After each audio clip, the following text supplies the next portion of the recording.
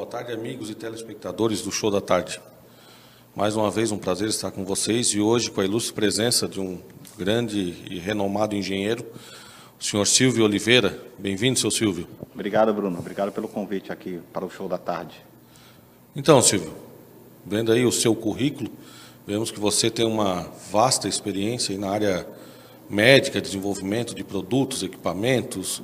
Conte-nos um pouco mais dessa sua trajetória, a gente entender um pouco mais dessa vida do Silvio Oliveira, como é que ele chegou até onde ele está hoje. Pois é, Bruno.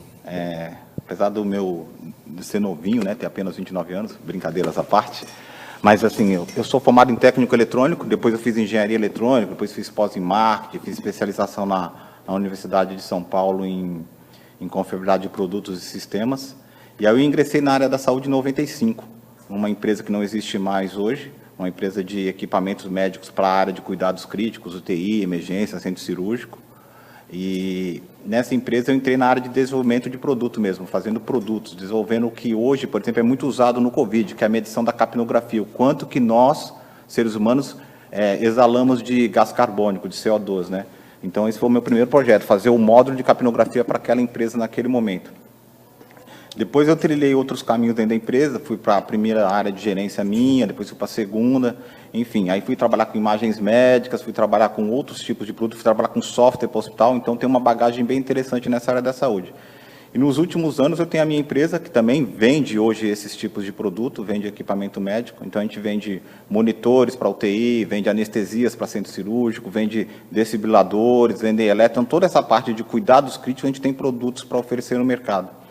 Então, com a explosão, infelizmente, do Covid, a gente vendeu muito produto no mercado, que é interessante, porque eu sei que indiretamente a gente salva vidas, né? Quando a gente tem um produto de qualidade muito boa, então a gente ajuda a salvar vidas. E trabalhar na área da saúde é bem gratificante, porque você sabe que quando você tem um produto bom, você tem uma solução boa, você está ou salvando uma vida, ou dando uma qualidade de vida para aquela pessoa melhor durante aquele tempo que ela está em tratamento.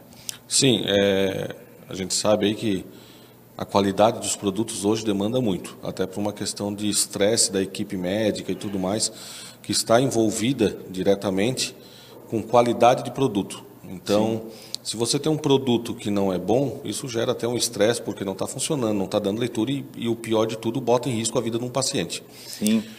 Considerando o seu currículo, vemos que a empresa que o senhor montou está muito bem assessorada, porque tem as qualidades, você percutiu aí alguns avanços na área da medicina, a gente pode dizer assim, e eu também soube que o senhor também foi criador aí de uma certa tecnologia que é usada até para pacientes em UTI, que é uma questão de índice volêmico do paciente. Então, eu trabalhei no projeto de volemia, que a gente chama, lá nessa empresa, quando eu era ainda funcionário, e lá a gente desenvolveu junto com alguns médicos do INCOR, em parceria com médicos do INCOR, a gente desenvolveu um sistema que mede o quanto de volume você está administrando no paciente. Então, quem lembra, quando o paciente está internado, ele fica geralmente com uma bolsa de soro, com alguns medicamentos. E muita gente percebe que quando o paciente sai do serviço, ele sai inchado, né? O braço sai mais grosso, né? Porque tomou muito esse tipo de líquido. E existe uma conta que você faz, que se você tem uma hora que não adianta você ministrar mais líquido no paciente, isso não traz mais recuperação para ele. Então, se eu paro um pouco antes de dar líquido do que é necessário, além da economia que eu faço para a rede hospitalar, não está dando mais material do que precisa, eu consigo recuperar o paciente até mais rápido. Então, a gente criou isso lá atrás, hoje todas as empresas do mercado têm esse tipo de tecnologia, copiaram, entre aspas, de nós no passado. Isso é uma coisa bem interessante, porque você vê que a medicina sempre vai dando avanço. Hoje a medicina é muito importante no mundo, o Brasil é bem reconhecido, você sabe, em relação a isso, nossos profissionais de saúde são bem reconhecidos. E a gente que trabalha com tecnologia, o pessoal que trabalha com as drogas, também tem um grande papel nesse interim todo da área hospitalar. Então, continuando nesse assunto, né, de reconhecimento e tudo mais, o que eu venho observando nos últimos anos, né? Eu venho observando que não somente a questão de pessoas, né, que estão sendo reconhecidas, né, médicos, enfermeiros, enfim, mas também as indústrias nacionais estão sendo reconhecidas como um todo, né, mas também a indústria nacional em questão à área médica. E você comentou que você tem uma empresa aí mais ou menos 5 anos, né, na área médica sua, mas eu sei que essa bagagem também não é só apenas de 5 anos, eu sei que essa é uma bagagem anos e anos atrás. E me conte um pouco mais sobre o que faz essa empresa que você tem hoje, ou se é uma assessoria, se é uma venda, como é que funciona hoje a empresa do Silvio, como é que funciona hoje? A nossa empresa tem essa idade que você mencionou, mas a gente faz parte de um grupo de 5 empresas que tem 32 anos de mercado, né? Então, são 5 empresas co-irmãs, e a nossa, especificamente, trabalha especificamente com um nicho que a gente chama de critical care, ou cuidados críticos. Então, aqueles pacientes que passam por UTI, pelo centro cirúrgico, pela recuperação pós-anestésica, pela emergência, geralmente passam por um dos nossos produtos. Então, a gente tem um aporte muito grande de tecnologia. Tem uma área de desenvolvimento que desenvolve produtos para nós. Nós trazemos alguns produtos importados também, não vamos...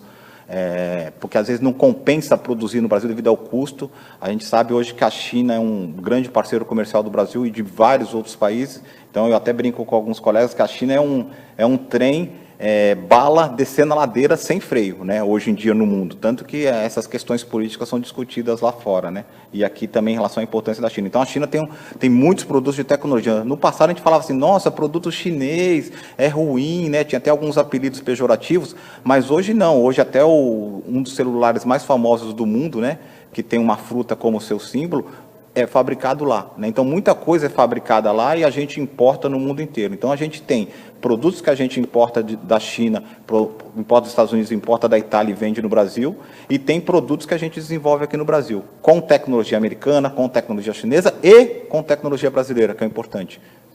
Interessante, Silvio. Agora há pouco a gente estava conversando e você me disse que você tem um produto, monitor multiparâmetro, que é específico aí para neonatologia, que pelo que você me explicou e o pouco que eu conheço, basicamente único. Sim. Para fazer. Conte um pouco mais sobre esse produto para nós. Então, a gente tem um monitor que é especializado em pacientes neonatais, né? O que acontece? Quando o bebezinho nasce prematuro, o pulmão dele e vários órgãos não estão formados completamente. E o bebezinho, ele tem, entre aspas, preguiça para respirar, né? Então, às vezes, ele acaba entrando no que a gente chama de apneia, aí fecha a glote dele e ele fica com um problema respiratório naquele momento. Então, dependendo como que é a dinâmica daquela unidade que ele está internado, pode ser que demore um pouco para chegar até ele. Então, a gente tem um equipamento que alia duas coisas. Todos os equipamentos, inclusive da nossa concorrência, tem um famoso alarme de apneia. Então, se cair esse parâmetro, ele alarma o monitor, né? Ele alarma sonoramente e visualmente através de luzes.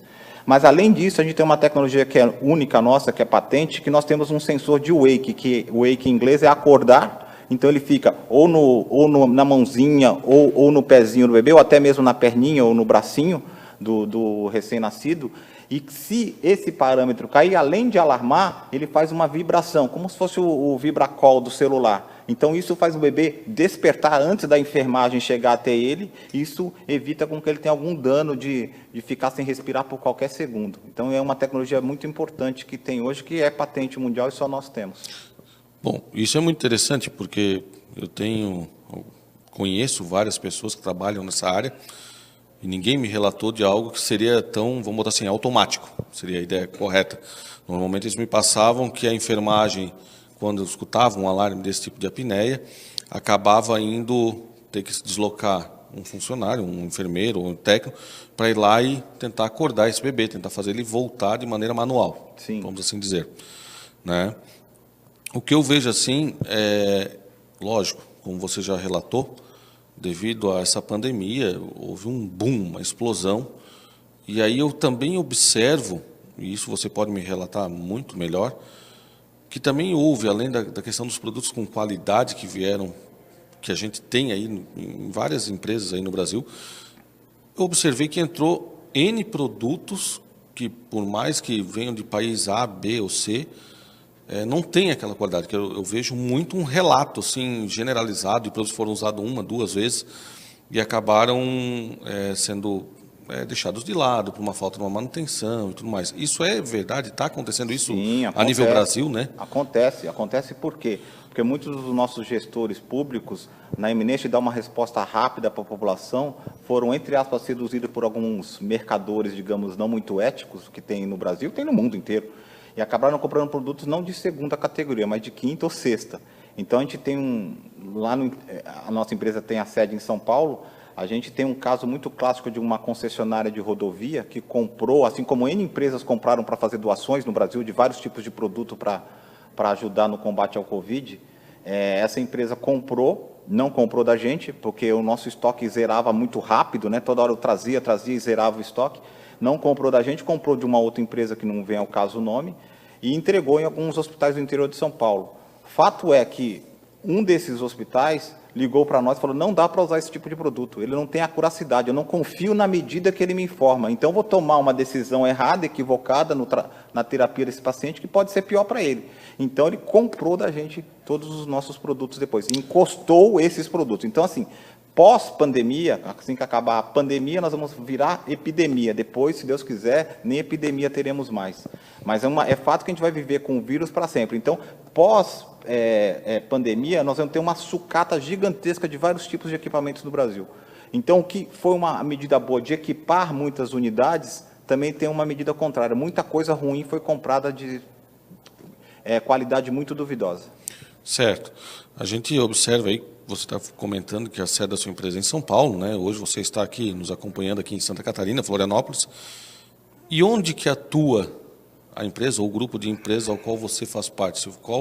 Quais os locais que atua? Atua São Paulo e Santa Catarina, todos os estados do Brasil? Aonde exatamente? Nossa empresa tem abrangência nacional, nós temos representações em todos os estados e regiões, até tem estados com 3, 4 representantes, porque são muito grandes. Por exemplo, em São Paulo eu tenho 4 representantes, no Paraná eu tenho 3, aqui a gente só tem uma empresa que nos representa, assim como o Rio Grande do Sul e outros, e a gente também vende da América do Sul, então a gente tem uma abrangência de toda a América do Sul, mas é óbvio que o nosso forte é o Brasil, né? O Brasil é um país muito pujante, nona economia do mundo, então é o que realmente tem uma demanda muito maior. E uma dúvida que eu vou te fazer essa pergunta, porque acho que até, vamos botar assim, curiosidade de pessoas assim que tentam conhecer que o Brasil é um país de dimensões continentais, né? Sim. E eu vejo escuto muito falar que em determinadas regiões do Brasil se compara ao Sudeste ou ao Sul como sendo um outro país, basicamente. É verdade isso? Essa realidade acontece de ter uma transição tão grande assim dentro do mesmo país, em questão de qualidade, espaço, cultura, tudo? Assim, eu acho que até o momento que nós vemos o mundo, a gente tem que respeitar tudo o que acontece, toda a diversidade. E acontece, por exemplo, no Sudeste em si, você pegando a estrada, vou falar uma coisa tão básica, em São Paulo, você atravessando a divisa para o Rio de Janeiro, pela Rio Santos, por exemplo, a estrada já é diferente. Atravessou a estrada, já muda a vegetação, já tem mais mato, a estrada está uma conservação pior, a mesma coisa às vezes quando você vai para Minas, e você percebe o modo diferente de atuar das pessoas, entendeu? Algumas pessoas são mais, que a gente chama friendly, né? São mais amistosas, outras são mais distantes, né? Existe bairrismo. Eu gosto de comprar somente de quem vende aqui no meu estado, que tem empresa aqui no meu estado ou na minha cidade. Existe bairrismo em alguns locais, não preciso citar nomes, e existe características diferentes, existem demandas diferentes. Então, assim, a gente atende todo o Brasil, mas existem particularidades em cada local, sim. Perfeito. Silvio, e uma outra dúvida que a gente tem também, conhecendo você, conhecendo o que você faz, enfim, né, que eu vejo que é algo extremamente importante à saúde, não só dos brasileiros, mas de onde a gente atua, né, onde vocês atuam, como que se faz para entrar em contato com essa corporação, com essa empresa, que no final você até não falou o nome da sua empresa ainda, Sim. né? Como é que a gente faz para ter um contato com essa empresa e pegar essa solução dela, fazer uma consulta, algo do tipo? Sim, a nossa empresa chama Dix Medical, D-I-X-M-E-D-I-C-A-L, né? Medical de medicina, e Dix, D-I-X, que são as iniciais dos sócios da empresa. E a nossa empresa tem um domínio na internet, dixmedical.com.br, né, um site, tem dixmedical_Cisnac, que é a nossa empresa mãe, que faz parte do grupo, nas mídias sociais. Então, a gente tem todos esses acessos comuns. Basta você digitar Dix Medical aí no seu buscador aí, que ele vai te dar as mídias sociais, vai te dar o nosso site, enfim. E lá tem os telefones. Hoje, assim, antigamente só dava telefone, depois a gente começou a dar telefone e site, hoje tem 400 mil formas de comunicação, né? Perfeito, Silvio. É uma honra tê-lo aqui. A honra é minha. Sabendo que estamos conversando com uma pessoa que está contribuindo com a saúde brasileira e até, vamos botar, mundial, porque já que atua em outros países, né? E você é uma pessoa que está de parabéns. Muito obrigado, uma boa tarde. Obrigado, Silvio, pela presença e obrigado.